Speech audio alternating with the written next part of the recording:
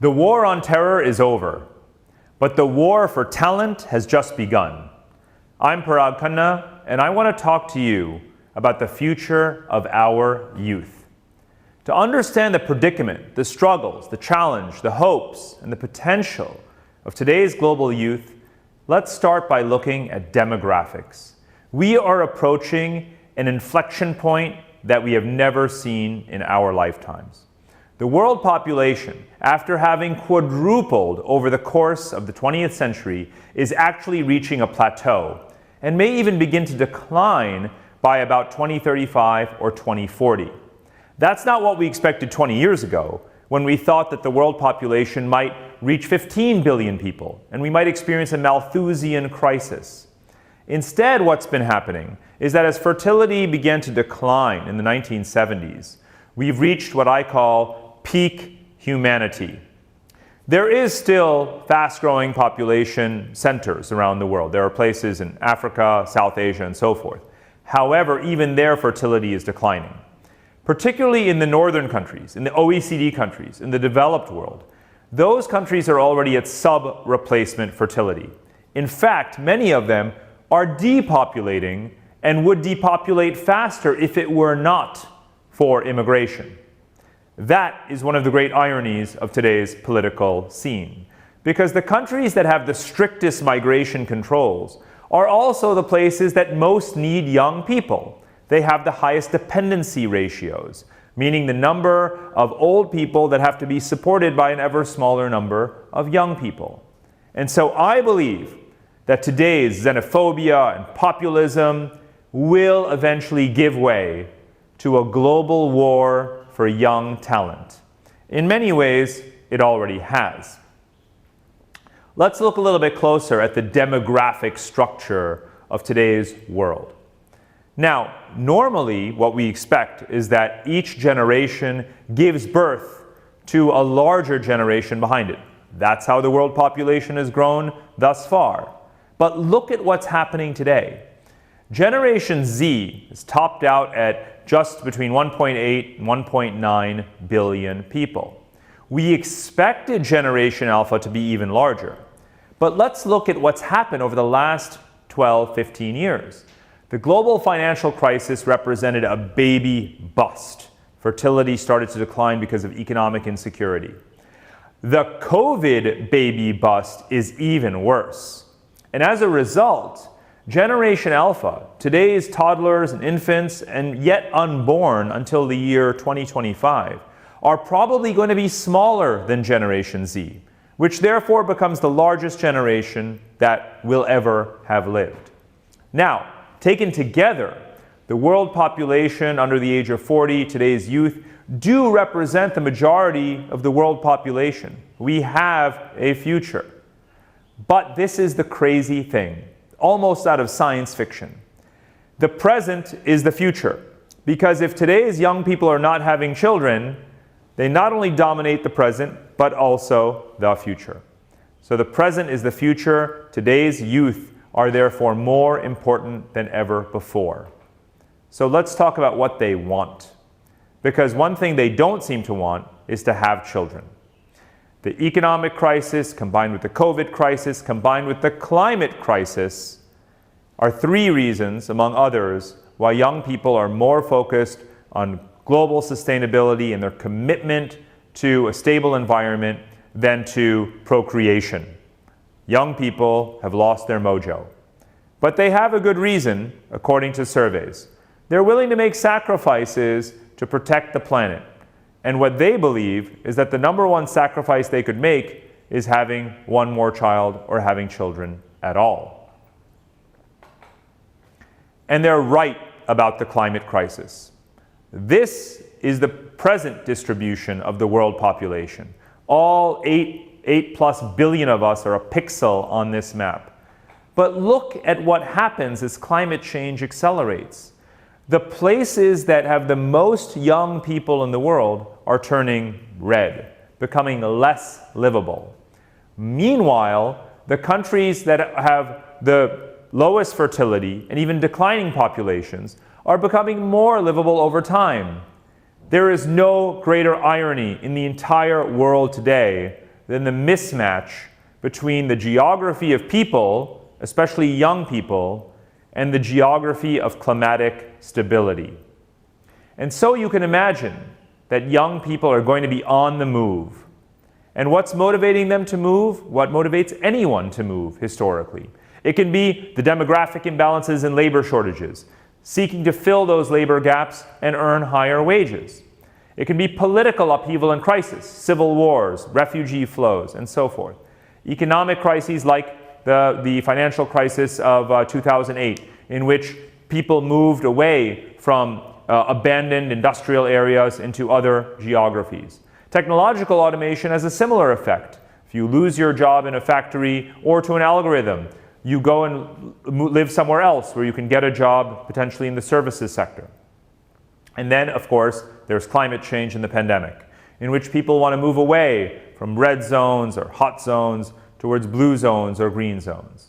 And if climate change is accelerating, temperatures are rising, and the world is being divided into uninhabitable and habitable zones, well, young people want what all people want, which is the right mix of latitude, altitude, and attitude. Places that are stable politically and stable ecologically. It's perfectly human. We have a fight or flight instinct. And you don't want to fight against nature. You want to look for places that have adequate political stability and food supply, that are sustainable ecologically, with enough fresh water, in which there is good health care, stable employment and jobs, that are friendly towards migrants and newcomers, and that are affordable. So what can we do to help young people move towards such a future and make every place that is still habitable a place that welcomes today's youth, so that our civilization can thrive? Well, in the last 30 or so years, we've settled into fairly stable patterns of migration, mostly within regions. People moving around within the former Soviet Union, Asians within Asia, South Asians to the Gulf countries, Europeans within Europe, Latin Americans to North America.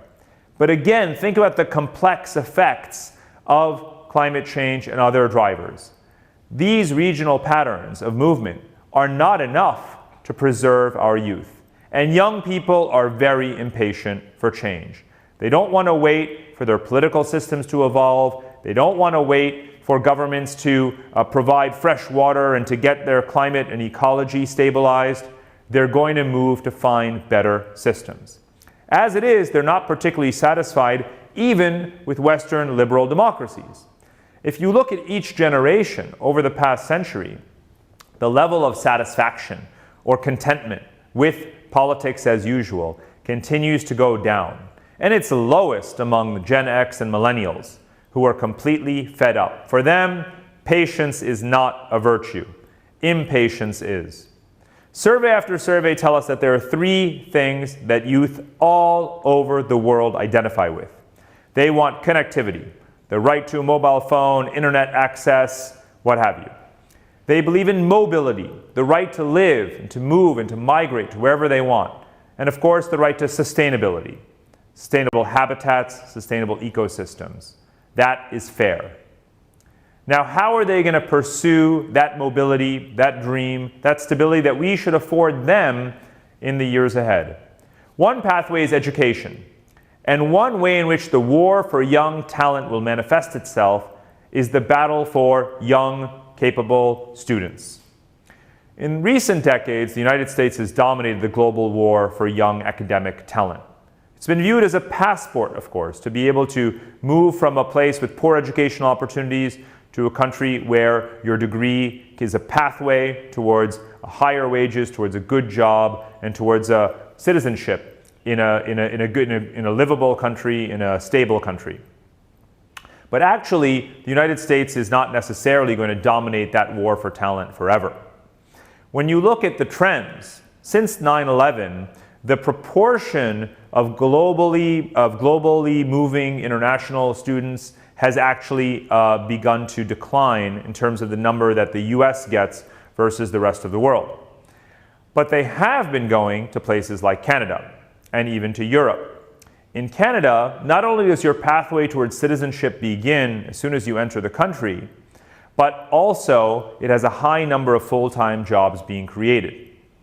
In Europe, we're seeing universities switch towards English language degrees and keeping the tuition costs down and even subsidizing education for talented foreigners and issuing blue cards, the European equivalent of green cards, to talent to work in areas where there are shortages, like in the medical systems or the IT sector.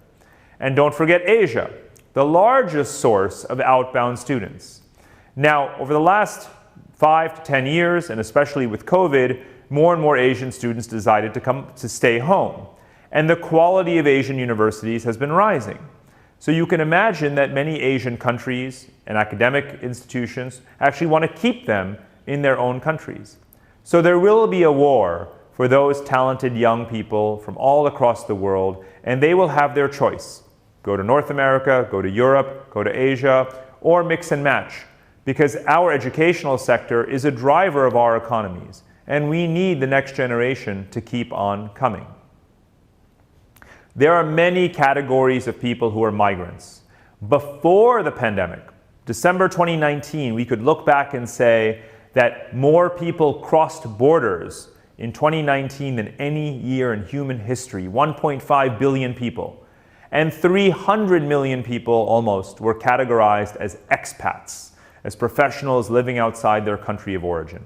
That includes low-skilled people, such as construction workers or farmers, medium-skilled people, technical specialists, highly skilled professionals who have been zigzagging and living around the world. And more, with remote work, people can be on the move, even live on the move. And countries are competing for them.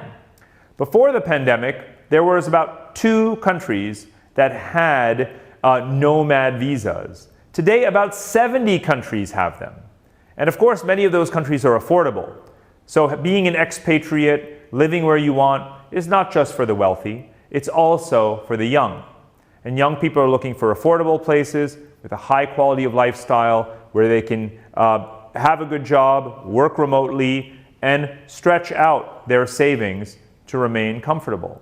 And so you're seeing policies changing, not only nomad visas, but permanent residency and citizenship and so forth. And it's not just the traditional centers.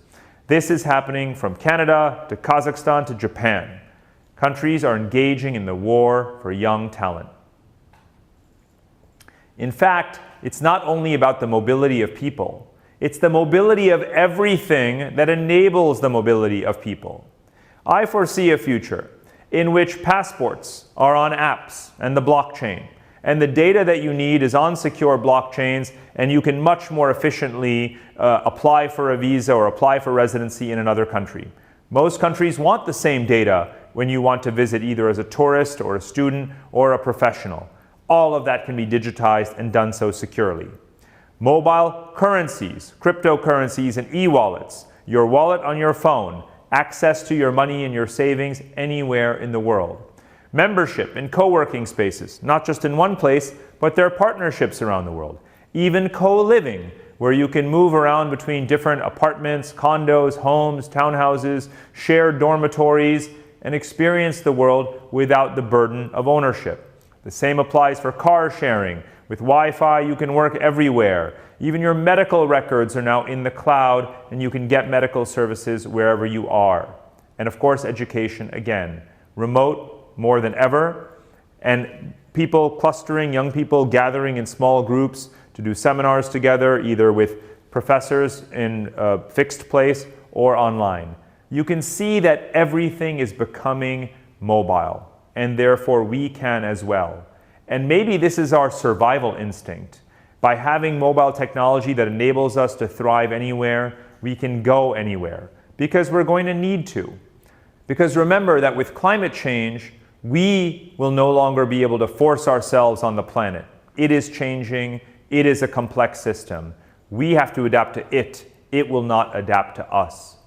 We need a vision. We need an agenda for the future that is focused on creating a better life for our youth. What is this agenda for humanity? It's the following. We must move people to places with resources. We must move technologies to people. And we have to evolve our mindsets and think beyond strict sovereignty towards stewardship of our planet. We need to significantly realign the natural geography of resources, the political geography of borders, the functional geography of infrastructure, and the human geography of us. And if we get that right, we will actually evolve towards a new model of civilization. I call it Civilization 3.0. Civilization 1.0 was, in fact, nomadic. Civilization 2.0 was more industrial and sedentary. Civilization 3.0 needs to be sustainable and it needs to be mobile, because many of us may well become nomadic again. But that is something that we can engineer, something that we can pre-design so that this next model of civilization is better than the ones before. Thank you very much.